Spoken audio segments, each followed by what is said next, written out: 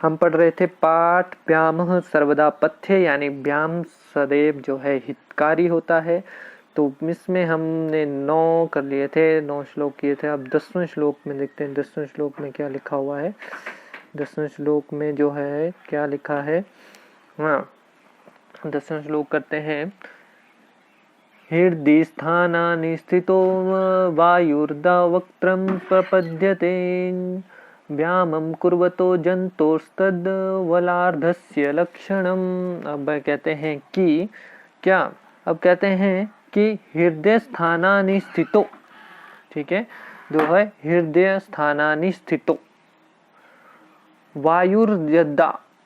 वक्त्रम, वक्त्रम मतलब मुख को, ठीक है, मुख को, वक्त्रम मुख को, हृदय स्थानानि हृदय के उचित स्थान में, हृदय स्थानानि स्थितो यानी हृदय में, हृदय के जो है उचित स्थान पर, वायुर्यदा वायु जब, वक्त्रम वक्त्रम वक्त्रम मुख को, है ना, प्रपद्यते,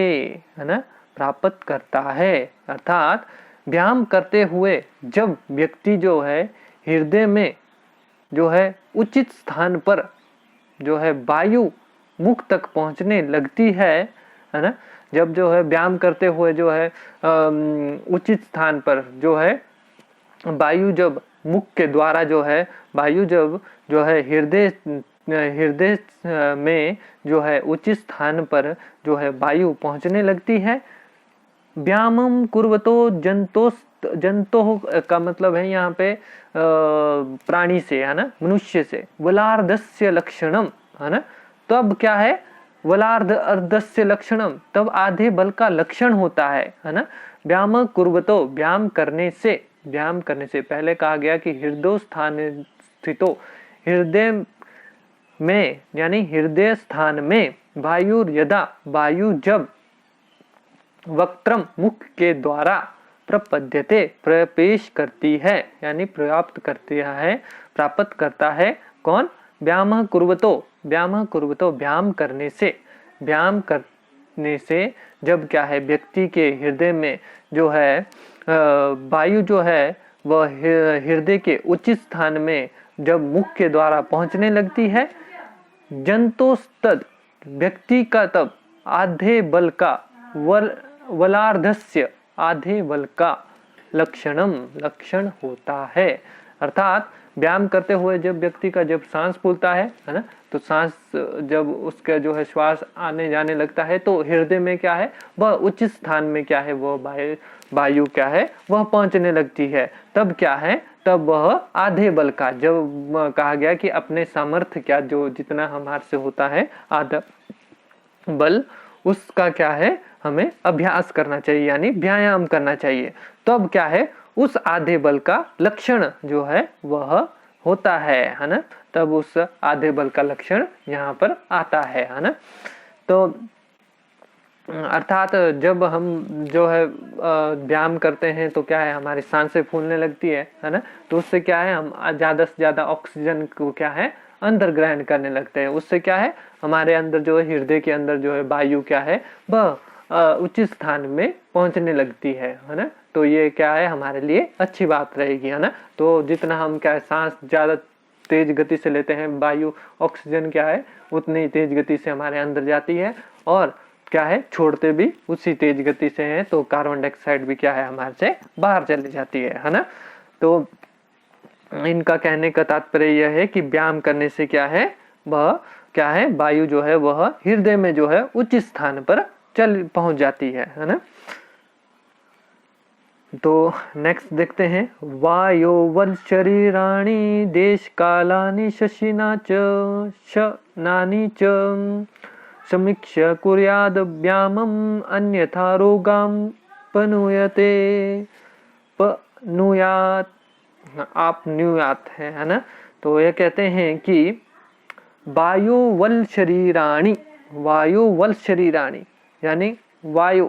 वायु जो है वह वयः वल शरीराणि यानी आयु वल शरीर, है ना, आयु वल शरीर, देश कालानि, देश काल शासिन, देश और काल के, देश और काल देश, काला मतलब काल, शनानी, शनानी मतलब भोजन है ना, शनानी, अशनानी, अशनानी मतलब भोजन, देश, काल, अशनानी, अशनानी होता है भोजन, समीक्ष्य, समीक्ष्य, समीक्ष्य मतलब परीक्षण है ना, कुर्याद करके, व्यामम अन्यथा, व्याम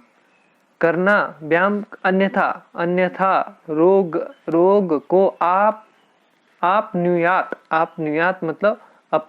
प्राप्त होता है, रोग को जो है रोगा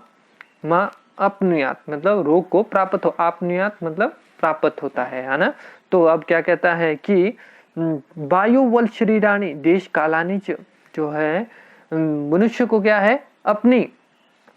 आयु, बल और शरीर तथा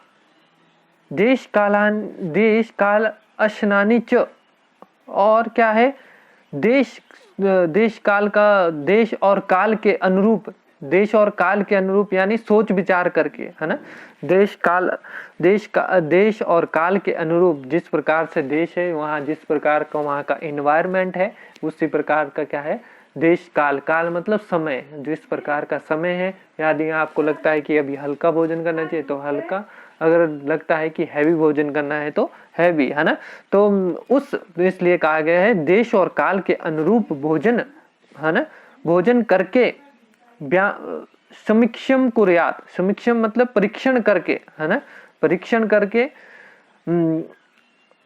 व्यामम, व्यायाम करना चाहिए है ना, अन्यथा, अन्यथा रोगामनायते, नहीं तो रोग को प्राप्त होता है, अर्थात क्या है मनुष्य को अपनी क्या है आयु, बल और शरीर तथा क्या है देश और काल के अनुरूप क्या है वह भोजन करना चाहिए है ना, भोजन करना चाहिए, और क्या है परीक्षण करके जो है भोजन का परीक्षण करके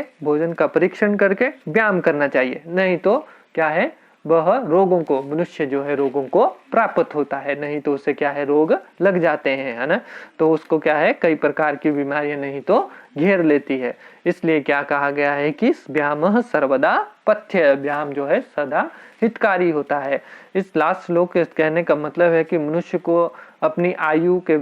आधार पर जितना उसमें शारीरिक बल है, स्थान जिस स्थान में वह रहता है, समय जिस प्रकार का समय चल रहा है, सर्दी का मौसम है, गर्मी का मौसम है ना, तो और भोजन का परीक्षण करके यानी यह भोजन पौष्टिक है कि नहीं है ना, तो करके क्या है भोजन करना चाहिए, भोजन का परीक्षण करके व्यायाम फिर क्या है और व्यायाम भी करना चाहिए, अन्यथा वह रोगों को क्या है वह प्राप्त हो जाता है, नहीं तो उससे क्या है विभिन्न प्रकार के जो है वह रोग लग जाते हैं।